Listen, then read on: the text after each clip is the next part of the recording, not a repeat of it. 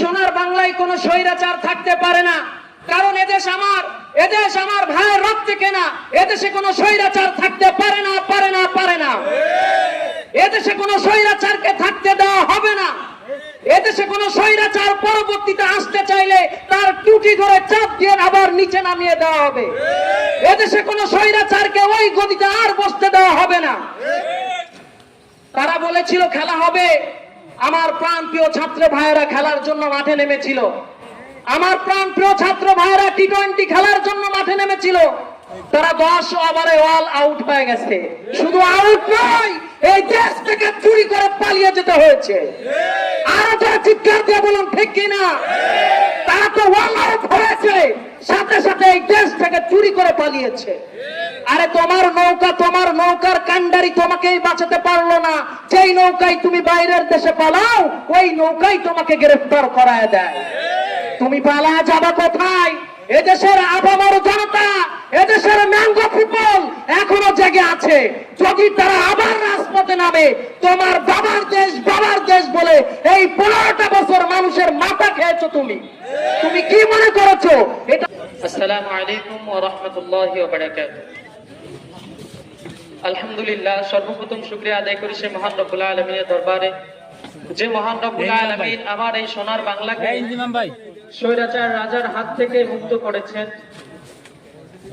আর ওই স্বৈরাচার রাজার হাত থেকে মুক্ত করার জন্য আমার যে সমস্ত ছাত্র ভাইয়েরা শহীদ হয়েছেন, সেই সমস্ত ছাত্র ভাইদের রুহের মাগফিরাত কামনার্থে আজকে পাটকেলঘাটা ইসলামী ছাত্র আন্দোলনের উদ্যোগে আয়োজিত এই দোয়া মাহফিলের সম্মানিত সভাপতি, সুদক্ষ পরিচালক, আমার সামনে উপবিষ্ট আমার প্রাণপ্রিয় ইসলাম প্রিয় ভাইরা, সকলের প্রতি আমার আন্তরিক শুভেচ্ছা ও অভিনন্দন থাকলো।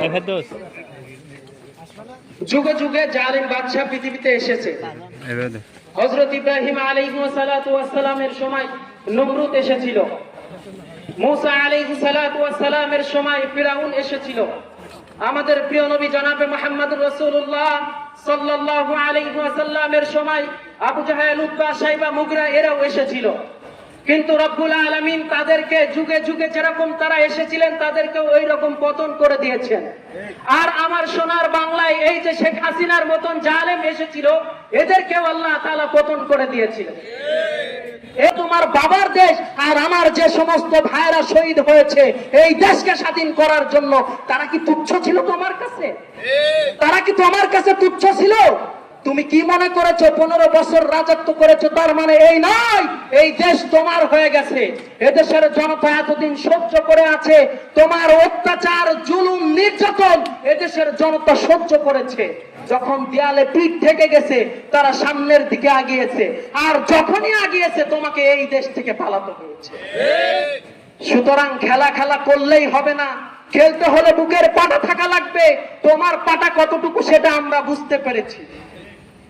আরে তোমার উচিত ছিল এটা বোঝার যে যেই দেশের ছাত্ররা সেই 52 সালে পুরা দেশের ভাষা চেঞ্জ করে ফেলেছে, সেই ছাত্ররাই মাঠে নেমেছে। তোমার মতন চুনিপুটিতে তাদের তুড়ি মারলেই ক্লিয়ার হয়ে যায়। তোমার মতন চুনিপুটি তুড়ি মারলেই কাজ কমপ্লিট। তুমি কিভাবে গদিতে বসে তাদের উপরে অত্যাচার করো? আমার প্রাণ প্রিয় যে সমস্ত ভাইয়েরা শহীদ হয়েছে তাদের ভিতরে কয়েকজনের নাম না বললেই নয়। আবু সাহিদ ভাই, হাই হাই কি অবস্থা, সে বুক পেতে দিয়েছে, চালাও গুলি। আর স্বৈরাচারের অনুমতিতে তুমি গুলি চালিয়ে দিয়েছো। আমার এক ছাত্র ভাই, কোন দলের রাজনৈতিক দল হোক, অরাজনৈতিক দল হোক, কোন দলের কিছুই ছিল না। সে দেশের জন্য বরঞ্চ ফ্রিল্যান্সিং করে লক্ষ লক্ষ টাকা বাইরের দেশ থেকে এনে দেশের উন্নত করেছে। সে নিজের টাকায় বিস্কুট, পানি কিনে রাস্তায় রাস্তায় বলেছে পানি লাগবে, পানি লাগবে। তার বুকেও গুলি চালিয়ে তুমি তাকে হত্যা করেছো। আমরা সেই 13 সালের কথা ভুলি নাই। আমরা ওই 13 সালের কথা ভুলি নাই, যেই শাপলা চত্বরে তুমি হাজার হাজার মাদ্রাসার ছাত্রদেরকে গণহত্যা করেছো। তুমি আবার চেয়েছিলে 24-এ এসে আবার গণহত্যা করবা, কিন্তু এবার তো ছাত্র ভাইরা একেবারে পিছন থেকে গাঁট বেঁধে নেমেছিল। তারা তাদের মতন প্রস্তুতি নিয়ে নেমেছিল, এজন্য তোমাকে পতন হতেই হয়েছে। আমাদের দেশে একটা কথা আছে প্রচলিত, পাপের ঘোড়া পূর্ণ হইলে তার দ্বারা আর কিছু সম্ভব হয় না। হাসিনা, তোমার পাপের ঘোড়া পূর্ণ হয়ে গেছিল। তুমি বাইরের দেশে বসে আবার এদেশের যারা আছে আওয়ামী লীগের তাদের তুমি উস্কানি দাও। তাদেরকেও বলে দিতে চাই যেমন তোমাদের সেই নৌকার কান্ডারি এদেশ ছেড়ে পালিয়েছে, তোমাদেরকেও এদেশ থেকে পালাতে হবে। সুতরাং সমর্পণ করো, সমর্পণ করো, আর তোমাদের ভুলের জন্য জাতির কাছে ক্ষমা চাও। যদি তোমরা জাতির সামনে ক্ষমা চেতে পারো, এই জাতি তোমাদেরকে মাফ করে দিবে। কারণ আমরা তোমাদের মতন এরকম জুলুম, অত্যাচার, নির্যাতন করার জন্য নয়। আমরা চাই এদেশের মানুষ, চাই সে হিন্দু হোক, খ্রিস্টান হোক, জৈন হোক, যেই জাতির হোক না কেন, সে এদেশে সুন্দরভাবে বসবাস করবে। হতে পারে ধর্ম যার যার, কিন্তু আমার এই সোনার বাংলা সবার। কথা বলেন ঠিক কিনা? এই সোনার বাংলা সবার, সবাই এখানে থাকবে। সুতরাং আমার অসমাপ্ত আলোচনা এখানেই শেষ করছি। আসসালামু আলাইকুম ওয়া রাহমাতুল্লাহ।